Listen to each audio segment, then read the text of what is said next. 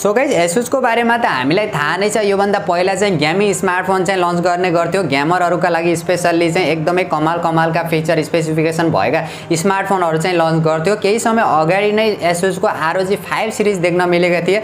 एकदमै बवाल रहेका थिए। स्पेशली गेमरहरुका लागि चाहिँ तिनै स्मार्टफोनहरु रहेका थिए र सो फाइनली चाहिँ नर्मल कन्ज्युमरहरुलाई पनि मध्यनजर गरेर आफ्ना दुईटा कमालका स्मार्टफोन चाहिँ लन्च गर्ने तयारी गरिरहेको छ, जो Asus Zenphone 8 र Asus Zenphone 8 फ्लिप गरेर दुईटा स्मार्टफोन चाहिँ देख्न मिल्ने छ।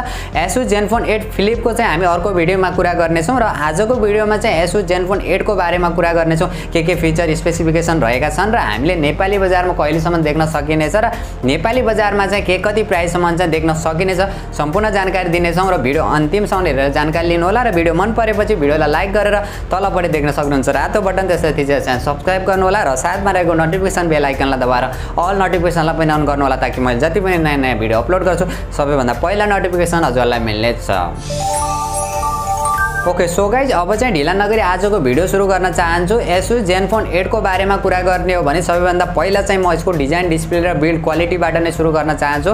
5.9 इन्चको फुल HD plus E4 AMOLED display देख्न सकिन्छ, जसमा 120 हर्ट्ज को हाई रिफ्रेश रेट देख्न सकिन्छ भने कोर्निङ गोरिल्ला ग्लास भिक्टस को चाहिँ प्रोटेक्सन रहेको छ। र ओभरअल डिजाइन, डिस्प्ले र बिल्ड क्वालिटीको बारेमा कुरा गर्ने हो भने HDR10 प्लस को सर्टिफिकेसन मिलेको छ। IP68 रेटिङ को सर्टिफिकेसन मिलेको छ। डस्ट र वाटरप्रुफ स्मार्टफोन हुनेवाला छ। अरु फिचरहरु एकदमै बवाल नै रहेको छ। र डिजाइन र बिल्ड क्वालिटीको बारेमा कुरा गर्ने हो भने ग्लासको डिजाइन देख्न सकिन्छ। एल्युमिनियम फ्रेमले चाहिँ डिजाइन गरिएको छ र ओभरअलमा पछाडीपट्टिको डिजाइन पनि एकदमै बवाल देख्न सकिन्छ। तर यसको डिजाइन चाहिँ आइफोन मिनी जस्तै रहेको छ। अलिकति सानो चाहिँ डिस्प्ले देख्न सकिन्छ, तर एकदमै फ्लेक्सी लेभलको स्मार्टफोन हो। एकदमै राम्रो फिचर स्पेसिफिकेसन चाहिँ देख्न मिल्छ। जसलाई अलिकति सानो डिस्प्ले भएको स्मार्टफोन चाहिन्छ उनीहरुका लागि चाहिँ एकदमै बवाल रहेको छ। र अपरेटिङ सिस्टमको कुरा गर्ने भने एन्ड्रोइड 11 देख्न सकिन्छ। Zen UI 8 out of the box एकदमै राम्रो चाहिँ एन्ड्रोइड एक्सपिरियन्स चाहिँ देख्न सकिनेछ। र प्रोसेसरको बारेमा कुरा गर्ने हो भने एकदमै पावरफुल प्रोसेसर देख्न सकिन्छ, जो क्वालकमको स्न्यापड्रेगन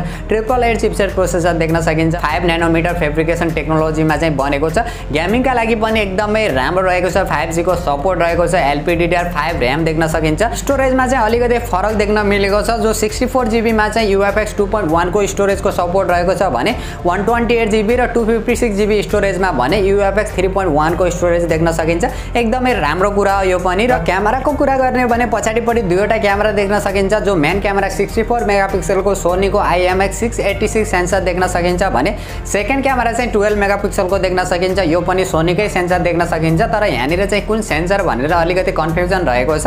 र यसको जुन अगाडिपट्टिको सेल्फी क्यामेरा पनि 12 मेगापिक्सलका नै देख्न सकिन्छ। एकदमै राम्रो रहेको छ। ओभरअल क्यामेरा फिचर र क्वालिटीको बारेमा कुरा गर्ने हो भने अगाडि पछाडीबाट चाहिँ 8K भिडियो रेकर्ड गर्न सकिन्छ भनेको छ। एकदमै इन्ट्रेस्टिङ कुरा रहेको छ। र अरु फिचरहरुको बारेमा कुरा गर्ने हो भने इन डिस्प्ले फिंगरप्रिन्ट सेन्सर देख्न सकिन्छ। 3.5mm को हेडफोन ज्याक देख्न सकिन्छ। गाइरोस्कोप देख्न सकिन्छ। प्रोक्सिमिटी सेन्सर देख्न सकिन्छ। एकदमै कमालका अरु फिचरहरु पनि देख्न सकिन्छ। नाइट मोड देख्न सकिन्छ। AI ब्युटी मोड देख्न सकिन्छ। इन्ट्रेस्टिङ कुरा चाहिँ NFC फिचर पनि देख्न सकिन्छ। र ब्याट्रीको कुरा गर्ने हो भने चाहिँ 4000 mAh को ब्याट्री देख्न सकिन्छ। 30 वाट को charger USB type C port देख्न सकिन्छ।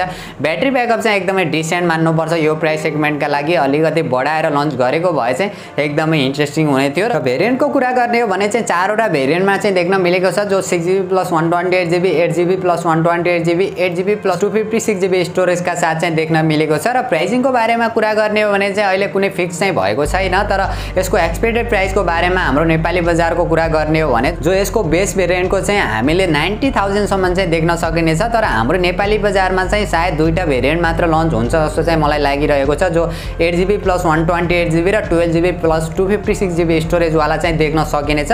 जसको प्राइस भने जो 8GB प्लस 128GB को भने हामीले 1,05,000 सम्म चाहिँ देख्ने सम्भावना रहेको छ भने जो 12GB प्लस 256GB स्टोरेज को भने 1,30,000 सम्म चाहिँ देख्ने सम्भावना चाहिँ रहेको छ। सायद मलाई जहाँसम्म लाग्छ हामीले यो दुईवटा भेरिएन्ट चाहिँ देख्न सकिनेछ।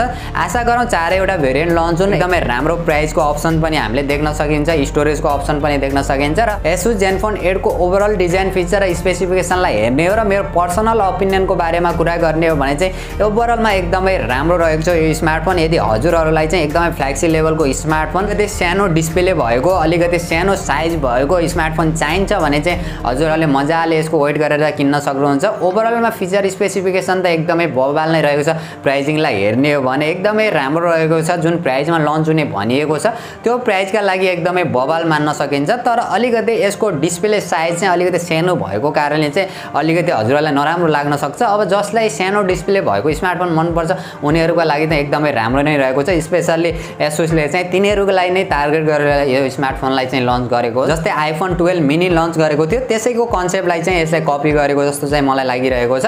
एकदमै राम्रो रहेको छ ओभरअलमा। र हजुरहरू भने Asus Zenphone 8 लाई लिएर कति एक्साइटेड हुनुहुन्छ र हाम्रो नेपाली बजारमा चाहिँ के कति प्राइससम्म चाहिँ देख्न सकिन्छ जस्तो चाहिँ हजुरहरूलाई लाग्छ त्यो भने कमेन्ट गर्नु होला। र भिडियो मन परेपछि भिडियोलाई लाइक गरेर तलपट्टि देख्न सक्नुहुन्छ रातो बटन, त्यसलाई थिचेर च्यानल सब्स्क्राइब गर्नु होला र साथमा रहेको नोटिफिकेसन बेल आइकनलाई दबाएर अल नोटिफिकेसनलाई पनि अन गर्नु होला ताकि मैले जति पनि नयाँ भिडियो अपलोड गर्छु सबैभन्दा पहिला नोटिफिकेसन हजुरलाई मिल्नेछ।